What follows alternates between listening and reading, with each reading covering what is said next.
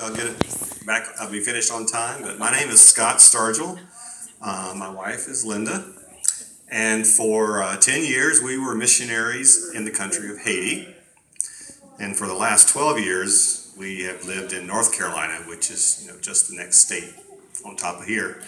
So I want to talk a little bit about what it means to be a missionary, but I want to give you a little bit also about what I'm doing right now. Because even though I live in North Carolina, I'm still a missionary. So we get started. When we talk about how we talk to people and how we communicate, normally we just use words, right? I just say, hey, good morning, what's your name, right? But there's other ways that happens too. For instance, in Haiti, if you're in your house or if you're on the street and you hear this, what do you think that means? Time to eat? Yeah, time to wake up? No, they do have bells for that, but not this bell. This means there's a guy coming who will shine your shoes. Wow. So he's walking up and down the street with a kit like this, and he's got a shoe shine kit, and if you come out, he'll put this down, and he keeps all of his things in there. You put your foot up there, and he'll shine your shoes, because this is not a word, it's just a sound, right? But it means there's a shoe shine person coming by. We lived in Haiti. Every Saturday, the shoe shine guy would come by and shine our shoes, because in Haiti, it's very important to have shine shoes. There was another guy, if you go by and he had a little whistle, I'm going to blow really loud because it's really loud. If you hear this, what do you think that means? You hear that guy walking up and down. What do you think?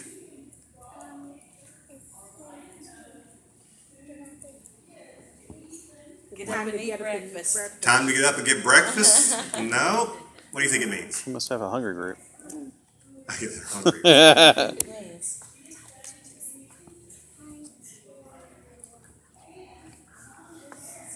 Go somewhere. Go somewhere?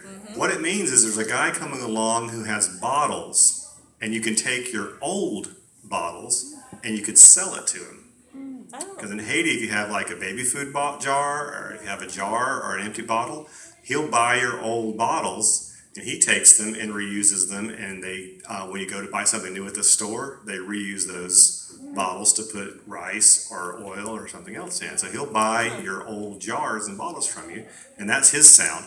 There's also a guy that has another long whistle that will come along and buy rags, like clean up your rags, and you give your dirty rags to him and he'll give you clean rags. There's another guy that comes along and he makes a sound like this. Yep. Yep. And I remember hearing that and not knowing what that meant. And that's the guy who sharpens your knives. And so he has a cart. It's like a little wheelbarrow that he's made. It's got a wheel, and he rolls it down the road. And if you want your knives sharpened, you go out, and he'll flip his cart upside down, and that wheel spins around, and it turns a sharpening stone, and he'll sharpen your knives right there on the street for you. So these sounds are ways that people know that these different people are coming by to do their jobs. But most of us just use words, right? We just talk. Now, when I live in Haiti, we speak two languages in Haiti. We speak French and we speak Haitian Creole. Now, French is what when I first went to Haiti, that's what I had to learn. And French was really, really, really hard for me. I did not have a very easy time learning how to speak French. I did. I finally worked hard and got to where I could do it. But it was hard for me. But when I got to Haiti, what I found out was while a lot of people speak French, and we were at the Bible college, so a lot of the students spoke French and the teachers spoke French, but a lot of people didn't speak French. They spoke Haitian Creole because everybody, except for me, it felt like, spoke Haitian Creole. Now, after I've been there for a while, I had to learn how to speak Haitian Creole. Because here's what happens. When you're in your office and somebody comes in, and they'll start talking to you in Creole, they quickly realize you don't understand. Well, they'll try to speak French to you, but some of those guys didn't know French very well either, so we really weren't able to communicate very well. So I started slowly learning how to speak Creole. And we had a guy that worked on our campus. His name was Esca, and we called him Brother Esca, so we had to use his name Frère Esca. That's how you say Brother Esca in Creole and in French. And he would come into my office and he would get his assignments every day, and he would always try to do a little bit of French, but he was slowly, I was learning Creole talking to him. He talked about how he has to cut the yard, he has to move some boxes, or he's got to pull some weeds, and so I learned slowly how to talk Creole to him. Well, in Haitian culture, when you're there, it's really important when you meet somebody for the first time in a day that you don't just start talking. You don't just say, well, we got to move these boxes. You got to be polite. You got to ask them about their family. You got to talk a little bit. So I was in my office one day, and we'd already talked to him once that morning already about the day's work. But he knocks on my door, and he comes in. And he's kind of worried, and I'm just expecting him to say whatever he needs to say. But he doesn't.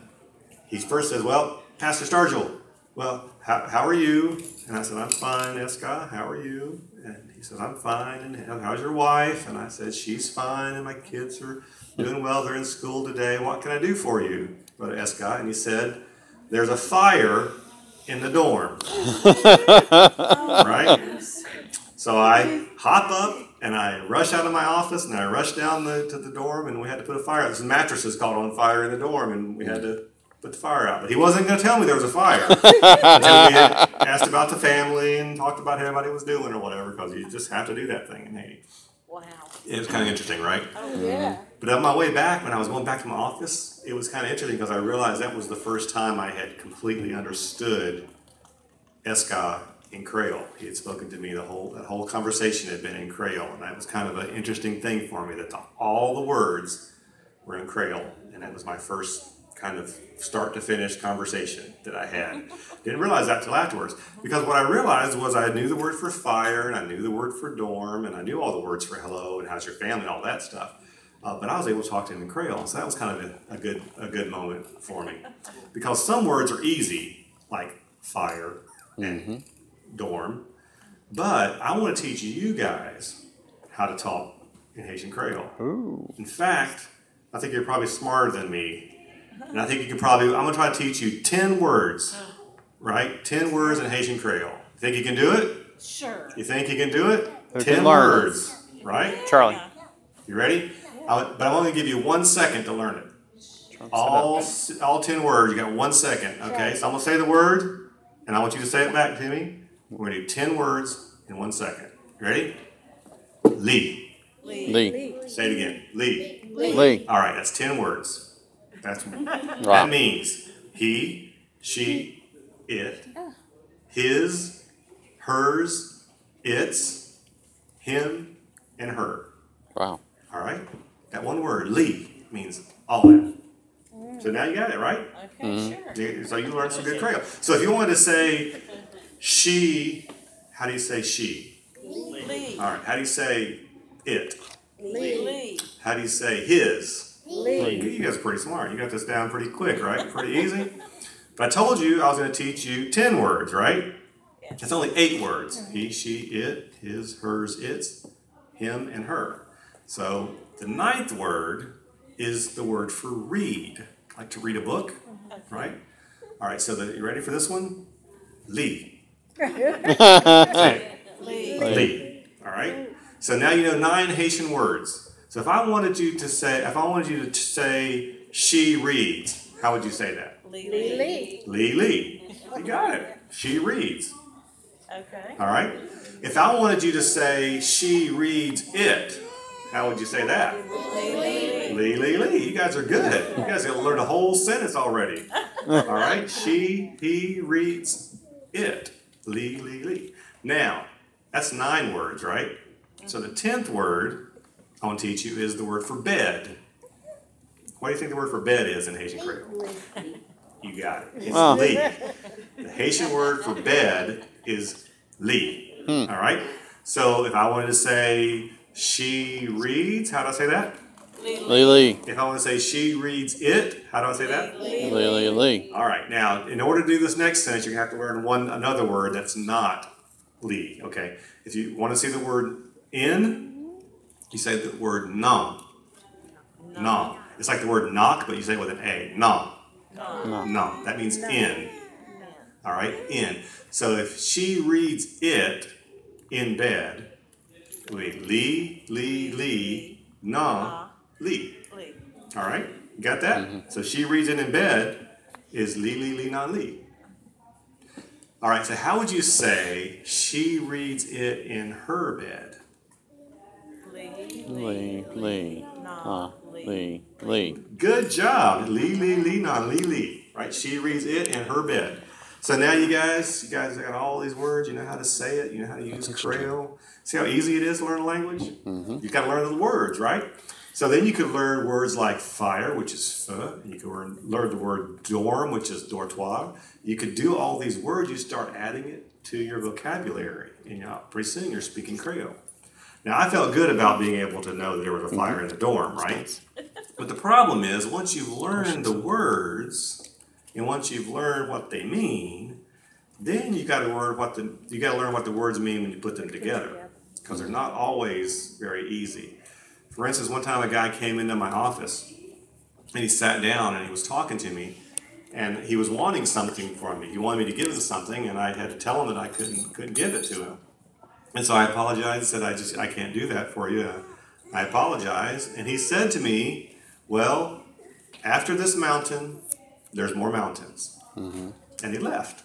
And I remember thinking, I know all those words. I know what mountain, and I know what after, and I know what those words mean, but what did that mean? After this mountain, there's more mountains. What do you think that means? You might want to take a guess. After this mountain, there's more mountains. What do you think, sweetheart? That's how you say it. After this trouble, there's more troubles. Okay. Awesome. That's a good, and that is what it can mean. After this problem, there's more problems. Okay, that it can mean that. What else do you think? Take a shot. Just one mountain. Just one mountain? Oh, more mountains. There are more mountains? More mountains. So it can mean, on one hand, it can mean after this problem, there's more problems. But that one proverb has about 3 different meanings. And in this particular situation, if you're talking about problems, what's the opposite of problems? What? Solutions? Mm-hmm. Okay. So opportunities, solutions. Right. So after this solution, after this possibility, there's more possibilities.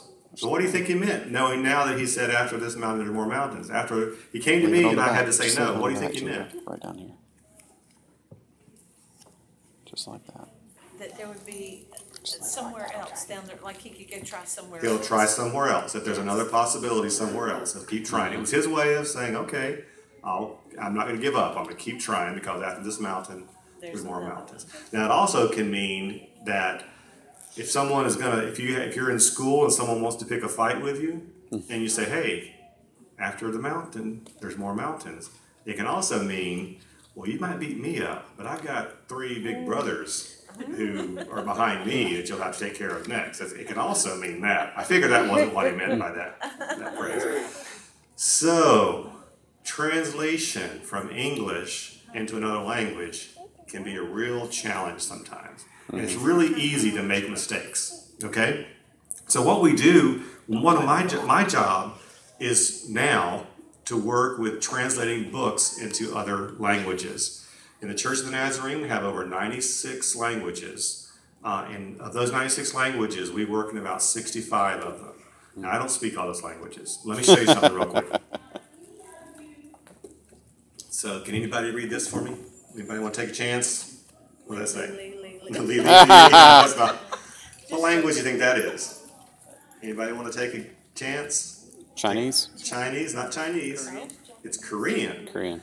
This is Korean, and this book, what's the picture on the front? What do you see? You see there? Can you see it? It's kind of a sunrise. Anybody can see it? Some men on a boat, maybe? Yeah, it's Jesus on the front of the boat. With Peace be still. Yeah, he's telling the winds and the waves to be calm. Where do we find that story in the Bible? Anybody know? Where? In Matthew? So this book is the Bible quizzing for children for the book of Matthew in Korean. And about 6 or 8 years ago, we produced this book because children in VBS across the United States gave offerings so that we could produce Bible quizzing materials in Korean, French, Spanish, and Portuguese, and this is the one on Matthew. And it's in Korean. Now look here in the front of it. Can you see? Do you see anything that you recognize? I can't read any of that, but let me show you one thing real quick. And can you read any of that? No, not even nothing. You don't recognize anything? So Is that the 10 Commandments? it's in Matthew, though. No, those are numbers, right? You can read the numbers, Yeah. can't you? Uh-huh. Yeah, I can read the numbers. That's what I like to do in Korean. These are the questions. These are the quiz questions for our children's quizzing in Matthew. So because kids in VBS gave their offering in Vacation Bible School, we were able to produce this book in Korean, French, Spanish, Portuguese. There's 6 different books of the Bible, 6 years to quizzing for children, and we've got 4 of them finished, and we're working on the 5th one right now. Awesome. Very good. Let me hold on to it. This is another book that there's Sit only down, pay attention. 19 copies of this book in the whole world. Oh, wow. This is one of them. And this is in a language. Anybody want to guess? You're not going to guess. Well, go ahead. Latin? No. German. German? No, it's pretty close. Dutch? Dutch? No. No? What did you say that, whatever you were speaking a while ago? Haitian Creole? Yeah. Portuguese? No, it's not Creole. No, this is in a language called Albanian. Albania. Now, when I was your age as a kid, Albania was closed to missionaries. That meant that missionaries were not allowed, the government did not allow missionaries to come into Albania because Christianity was illegal. You could not be a Christian in Albania. You had to not believe in God. And when I was your age and going to school, we were told that Albania was a closed country and it was the most resistant country to missionaries in the world because the government would not allow anyone to spread Christian news or to print books or anything. Well, when I was in seminary and doing my studies, Albania in the early 90s became open, and the Church of the Nazarene was one of the first groups to go into Albania and send missionaries in, and we were ready because people were praying for missionaries. They were praying for countries like Albania so that when the opportunity came up, we were able to send in missionaries. And so we were able to produce this as a book it's a textbook on the Old Testament. And it's used to train pastors in Albania. They only needed 12, so what happened is we produced this book, they translated it there, we printed 20 copies here in the States, and someone took it in a suitcase into Albania. I kept one, right, for me. But they took this in a suitcase and to Albania, and there was only one of the copies got burned up, someone got mad and burned up somebody's library. And one of the copies was in there, so there's only 19 copies left. 18 are over there, and one's right here. So this is also what I do. Well, why don't we have more copies of the book now? Why do you think? Well, because we don't use printed books anymore in Albania. We use tablets, Kindles, computers, and this book can be, the students can get it online, on their computer, on their tablets, and they don't have to pay for it at all. So this project started out as just a printed book. It was a dream come true that we could even do it, and now they can get it for free anytime they want to on their computers. So that's what and we do this because Nazarenes around the world support missionaries, and this is one of my jobs is to work with these different groups. And when they have a problem getting a book translated or printed, then they come to me and we work on solutions, and we help find an answer for their problems. All right. Well, our time is up. Do you have any questions real quick? Anybody have a question for me? Do you have any questions about Haiti? What do you miss most about being a missionary and Living in Haiti? I miss the warm weather all the time. I absolutely am a warm weather person. And it gets, in the middle of the summer, it's like 109 degrees sometimes, but in January, it's like 85. So I love the warm weather, and I love the food there. They eat rice for every meal, and I love rice, so. I don't know. That's a good Even though question. you had it all the time, you I still love it, yeah. I can And get appreciate your it. knives sharpened. And get my knives sharp, my shoes shine for me, right? Yeah. I do miss my students. I was You teaching did say, though, that it's very important to have your shoes signed over Yep. there. Why? because everybody there is about status. And if you've got a pair of shoes, 'cause a lot of people just have sandals or whatever. If you've got a pair of shoes and if they're leather shoes, then that's one thing. But you got to keep them clean to show, that you're an important person, or that you're a business person, or that you can keep yourself clean. And it's so dusty there. It's so dusty there, yeah. It's dirty all the time, and even your house, it has to be mopped, the floors every single day. Every day, yeah. Because of the dust. Wow. So keeping your clothes clean is a big deal, and they take a lot of energy. It's very important that you Yeah. look presentable. So And I complain about the dust in my house. Yeah. Yeah, you have to mop and you have to sweep and mop your floors every day there. So you have to also keep the tarantulas out, but that's a whole other story. I think I talked about that last time I was here. All right, you guys, we'll head on out to your next stop, and thank you for coming. Thank you We'll for see you sharing. this afternoon. What do we say?